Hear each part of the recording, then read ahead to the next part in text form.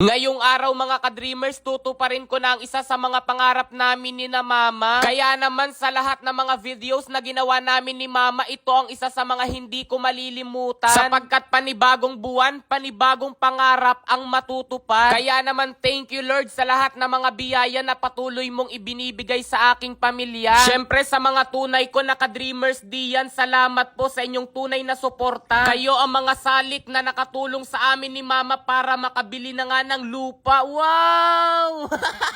Siyempre, itutur muna namin kayo ni Mama dito sa nabili naming lote. Bali, 50 meters nga pala mga ka-dreamers ang layo nito sa highway. Ang lapad nga pala niyan mga ka-dreamers mula riyan sa pwesto ni Mama hanggang doon sa akin. Tapos tumakbo ako papunta sa kabilang dulo. Bali, 200 square meters nga pala ito mga ka-dreamers. Magiging subdivision nga pala ito kung kaya't ang harap at likod ay magkakaroon ng kalsada. O diba parang kailan lamang napakabilis, ngayon magkakaroon na kami ng sariling lote. Tapos sariling niyugan kasi may 3 itong puno ng niyog.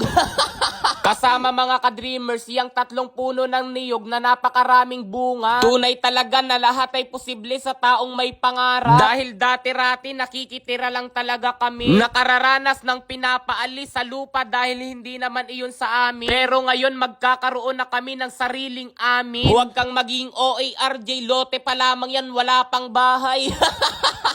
Pati kalikasan na pa-tears of joy sa mga achievement namin ni Mama. Kinahapunan nga mga ka-dreamers ay pumunta na kami rito kay Honorable Baticolon, isang attorney dito sa Katanawa, para magpanotarize at magpagawa na nga ng deed of sale. Bali, ang nasa kaliwang bahagi ko pala ang may-ari ng lupa na bibilihin natin na malapit nang maging sa atin. Hiningian na rin nga pala ako ng ID dahil sa akin na nga ililipat ang pangalan noong lupa. Tinanong ako ni attorney kung ilang taon at may asawa na ba. Sabi ko wala pa pero malapit na po. Charot! Abay, sa sobrang kayabangan ko yan tuloy inuhaw kami, kaya naman kumuha na lamang ako rito ng C2 pati Skyflakes dahil mag-aalasing ko na nga ng mga sandaling ito. Hindi namin tindahan ito mga ka-dreamers pero tignan ninyo ako, feeling na parang amin. Ganito raw kasi sa opisina ni attorney, kanya-kanya na lamang ng kuha tapos dapat honest sa pagbabayad. Dahil kung hindi baka bumara sa lalamunan ang kakainin. Charot! Bigla ngang lumabas yung kapatid ni attorney tapos sabi ko kumuha na po pala kami ng pagkain.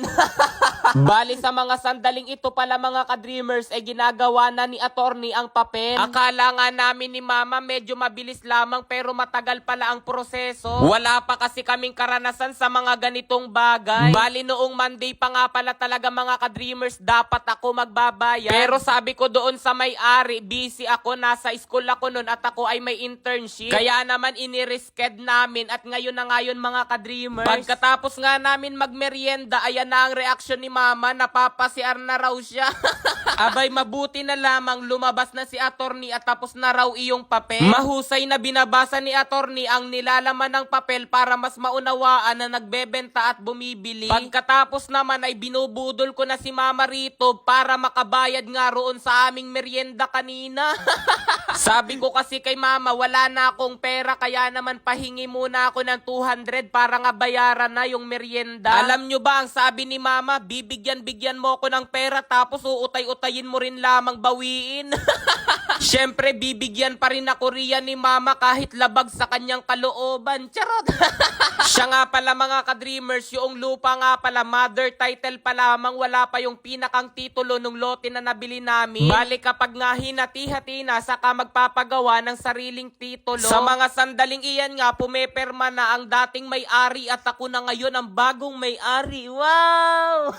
Grabe, marami palang pinipermahan kapag bumibili ng lupa tapos si Mama nga pala yung witness kaya naman pumerma na siya. Pagkatapos naman magpermahan ay umuwi na kami sa bahay dahil dito na nga kami magbabayaran. Ito na nga yung huling proseso para masabi na sa amin na talaga ang lupa na iyon. Sa lahat nga pala ng nabili namin nakatas ng aming pagbablog, ito yung pinakamahal. Grabe, hanggang ngayon hindi ko pa rin lubos akalain na makabibili nga pala kami ng lote. Kaya naman worth it yung pagod, puyat at pag-iisip na mga content araw-araw. Kaya naman nag-ipon nag-iipon talaga ako para nga makabili na nga ng lupa. Dahil ito nga yung pinakamagandang investment. Hanggang dito na lamang mga ka-dreamers. Maraming salamat po. Nagtataka ba kayo mga ka-dreamers kung bakit mabilis akong yumaman? Charot! Ito nga pala mga ka-dreamers, dahil sa Aurora game, kaya ngayon tuturuan ko kayo kung paano nga ba kumita rito. Una, pindutin muna ang link na nasa comment section para i-download ang Aurora game. Kapag nakapag-download na ay mag-register muna. Ilagay lamang ang phone number, password, verification code na darating sa inyong number, tapos i-copy lamang ang referral ID at confirm. Bale, may account na nga pala ako, kaya naman pinindot ko lang ang login at iyan, nabuksan ko na ang aking account sa Aurora game. Maganda nga ito sapagkat mayroong daily bonus at nakuha ko na yung sa akin. Napakaganda nga ng laro na ito sapagkat napakarami mong pamimilian na pwede ka talagang kumita kahit nakaupo at nakahiga ka lang, kahit nakakandong pa sa jowa mo.